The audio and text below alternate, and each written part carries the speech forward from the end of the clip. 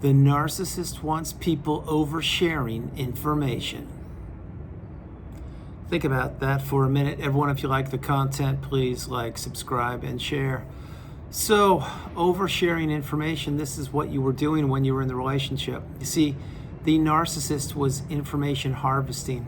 They were trying to learn all about you, your hopes, your dreams, your former relationships, your passions, what your weaknesses were, what you were good at, what your strengths were, how much money you had, what you did for an occupation, what you wanted to do, what you were saving up for.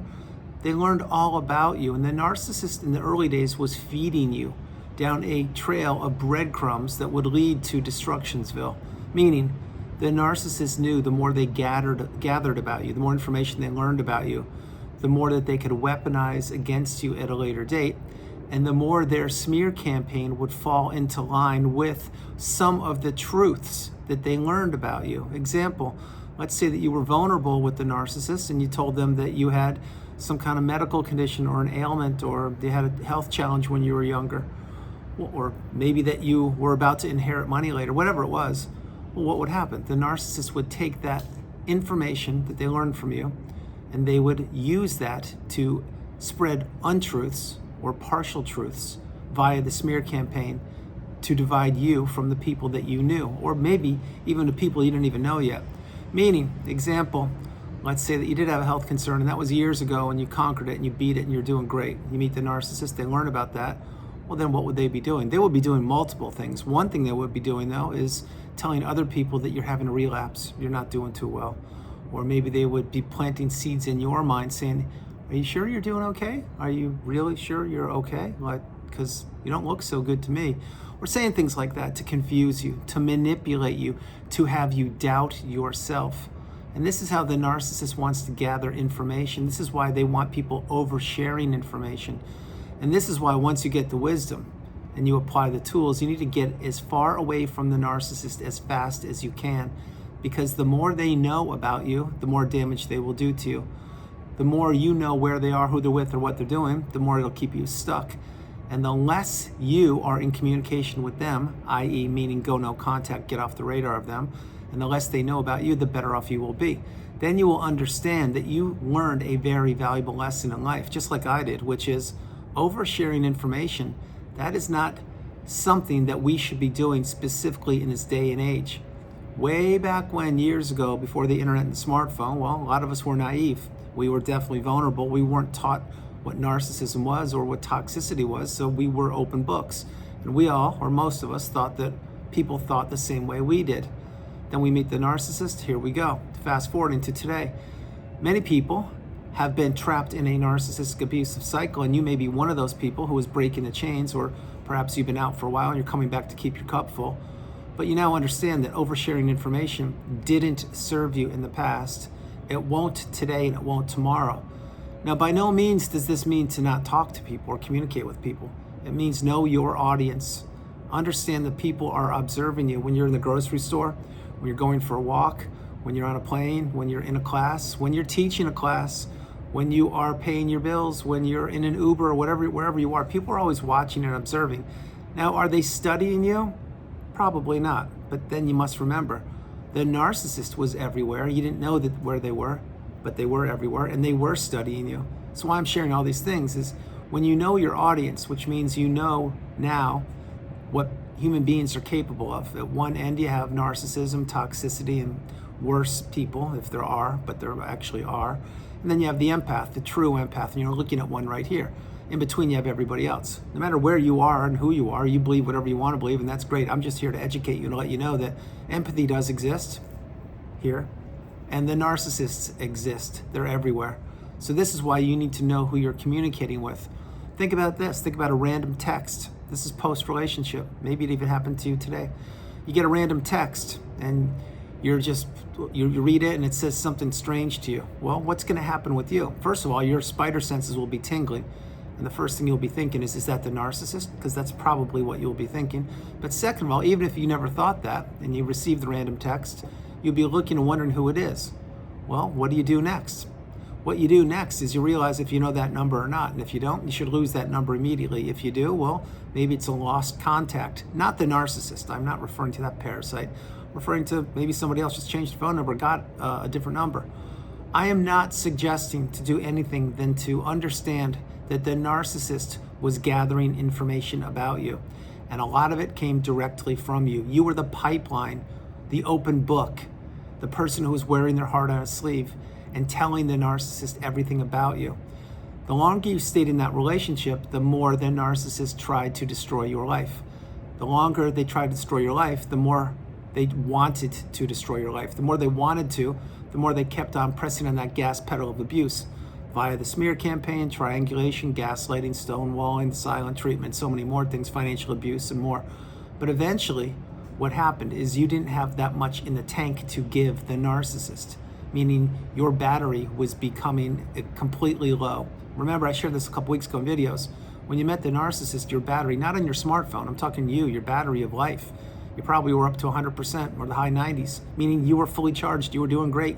Everything was going perfect in your life, or as good as could be. You meet the narcissist, they begin to plug into you, and they zap your energy. Next thing you know, your energy goes from, let's say, 100 down to 78, down to 57, down to 36, down to 20, down to 11, down to 4, and then they did what? Of course, they jettisoned that relationship, most likely discarded you, crumbled you up like a sheet of paper, threw you away in the freeway, or threw your battery away in the bin and put in a new battery in their life, thinking you would never get recharged. Well, you are different than everybody else. You have become recharged, or that's what you're doing, because you cracked the code.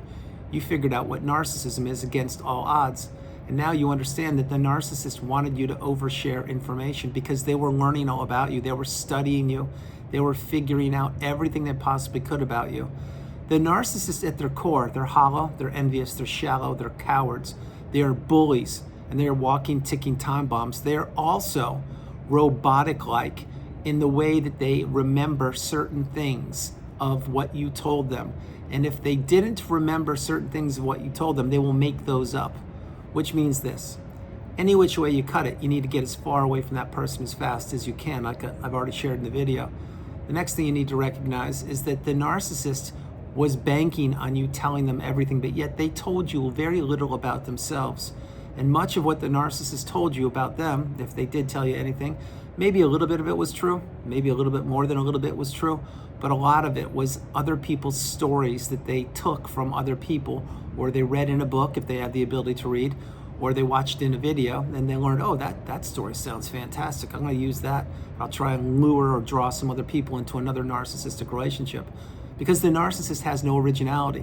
That's why they information harvest. And you may say, I haven't really heard that term. What does information harvest mean? Well, think about it.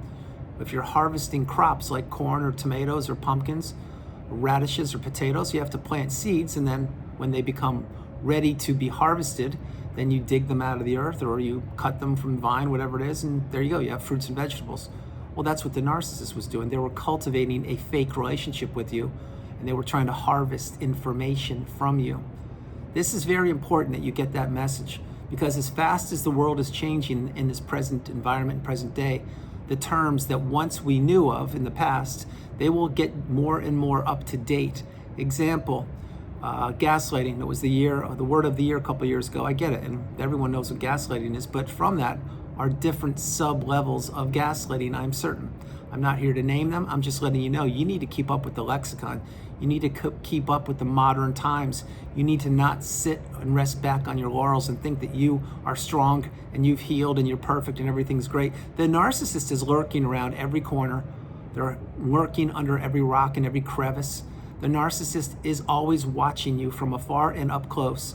And no, this video isn't a doom and gloom video, and it's not meant to frighten you or trigger you or upset you. It's to let you know that you need to maintain your boundaries. You need to maintain no contact, and you need to understand with this newfound superpower, the wisdom you've acquired, you have to utilize it to insulate and protect yourself and those loved and trusted ones around you. Which, going back to what the thumbnail mentioned, why the narcissist wants people oversharing information, it's because the narcissist wants people doing work for them. Narcissist doesn't want to do any work. Think about when you were in the relationship, how much work you did. You did probably 98 or 99% of it. They did maybe 1%, but the 1% they did, they didn't do it of their own. They had someone else do it for them and claim that they did it. The narcissist promises you the sun, the moon, and the stars, and they deliver absolutely nothing in return other than a relationship you need to heal from, which is why you have to really focus on yourself, because you are the priority. You come first, second, and third. This is when you're healing, and as you're healing, and you will recognize and realize the signs all around you, meaning maybe you're in a grocery store or in an elevator, or you're in a class, taking a class with somebody, or at school, wherever you are, and you'll be listening to people, observing and just doing what you're doing, and someone will say something, maybe not even to you, maybe they'll say it to somebody else, and you will say, wait, I've heard that before. I know what that is. That's the sign of a toxic person.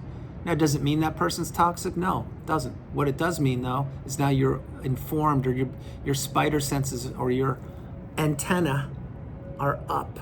They're up high. Your spider senses are tingling, and now you're being aware of that person. So you'll pay attention to them. And will you overshare information with them? Absolutely not. Will you communicate with them? If it's up to you, if you want to or not. But you now have a superpower that very few people have, which is you have the ability to read energy, to use your newfound discernment, to place yourself back where you were when you were being caught up in the narcissistic abusive cycle, just for a quick second, and recognize, I've seen that before, I've heard it, I don't want anything to do with it. Or, also to understand that you are living in the present moment. You're taking the lifelong learning lessons from the past. You're not predicting the future, you're living in the present moment. The narcissist doesn't live in the present moment. The narcissist lives for the moment, which is why now you're understanding so much more about humanity, empathy, narcissism, toxicity, mindset, abundance, spirituality, growth, progress, discernment, fulfillment, purpose, direction, and so much more. Before I close the video, because this one will be a little bit shorter, and I'm in one of my favorite spots here in the Carolinas. I love this spot so much, it's beautiful. Before I close the video, I'll share a couple things with you. When you were with the narcissist, they were harvesting information all about you, learning everything about you. Number two, they were using that information against you with people you did know, with people you didn't know, and with people you had never met. And the truth be told, let's say that you've been out of the relationship for 1, 2, 3, 5, 10 years. If the narcissist is still on the planet, I can assure you, A, they have still crossed your mind, and B, they're probably using some things that you taught them or told them or shared with them to either trap a new source of supply or lure the current source of supply in deeper to a web. At the very least, they remember who you were, what you did for them, and how beautiful and how much of a beautiful, bright, shining light you are. They will never, and I mean never, have access to you again. I'm referring to the narcissists, plural, not exclusive to the one you're considering. So you may think, well, no, the narcissist doesn't think of me. They don't think anything about me. Well, not so fast. And again, this video isn't to get your hopes up thinking that the narcissist is watching you. I'm letting you know that these people, i.e. the narcissists, are toxic. They're parasitical creatures. You need to stay away from them. You need to get off the radar of them, because they're always lurking around corners. And remember this, the narcissist is a shapeshifter. They will come at you in all different forms, different heights, different weights, different skin colors, ethnicities, languages, and more. So just because you conquered and beat the apex predator or the narcissist that you're considering, don't think for a minute that another vulnerable narcissist could pop up, or a cerebral narcissist could pop up, or a somatic narcissist could pop up, or a holier-than-thou narcissist could pop up, communal, if you will. I don't use those terms that often. I'm just giving you examples that you need to maintain your boundaries. And you need to not overshare information, because when you're oversharing information with an audience that you don't know who is in the audience, all you are doing is making yourself more and more vulnerable for somebody to learn something about you that you don't want them to know about. You didn't know this back then because you were an open book. And like I shared with you, you were vulnerable, you were naive, you were trusting, you were giving to a fault, and you were committed. Now you have the wisdom. You need to apply the tools and understand that you are changing, you are elevating, you are ascending, and you are the strongest person on the planet known to humankind, because you've broken the cycle, you've broken the trauma bond, you've healed properly, and now you're where I am, at the mountaintop, at the pinnacle of indifference, where you no longer deal with toxicity, you no longer have it in your life, and you won't tolerate it any longer. But now you also know one more thing. You're now using your discernment, your silence, as a superpower, and you are not oversharing information with anybody that you don't know. Last thing, the narcissist is always performing for an audience. Sometimes it's an audience of 1, up to 1,000, 10,000, whatever. It depends who the narcissist is. You were being yourself. Naive, vulnerable, trusting, caring, giving, genuine, and authentic for everybody that you ever met. Then along comes the narcissist, and boom, They spun your world upside down, and they tried to extinguish you, but they couldn't. Now that you know what you know, because you've acquired the wisdom, you need to understand that in the audiences that you are participating in, or that you are surrounding yourself with, example, if you go to a movie theater, or if you're walking around in the mall, or you're on an app, communicate a social media platform or something, you need to know that the narcissist is everywhere. I'm not trying to frighten you, and this isn't a doom and gloom video. Again, I'm trying to let you know, maintain your boundaries, trust your instincts, and trust your intuition. And above all, pay attention to red flags and take those lifelong learning lessons from the past and always apply them to present day. So everyone, that's the video. I hope you liked it. I loved doing it from the beautiful Carolinas. This is Andrew. Namaste. Have a great afternoon, evening, or morning. No matter where you are on the planet, you are not alone. I love you all, and I'll talk to you tomorrow. And a few things. One, this is one of my favorite spots. I hope you enjoy it. Number two, I hope the sound was good. Number three, understand this. You now know something that you didn't know before. Maybe this is the first video you're ever watching that you're learning about information harvesting. Point being is you need to change with the times, and you need to understand that the world isn't the same as it was yesterday. It isn't the same as it was a week ago, a month ago, a year ago, 5 years ago. This world we are living in is advancing rather quickly. You need to catch up with the times, which means don't be so trusting. Continue to use your spider senses and your antenna, and always, and I mean always, know who you're communicating with, because toxicity is everywhere. But it won't be around you as long as you maintain your boundaries and maintain and trust yourself. I love you all, and I'll talk to you tomorrow. Bye, everybody. Bye.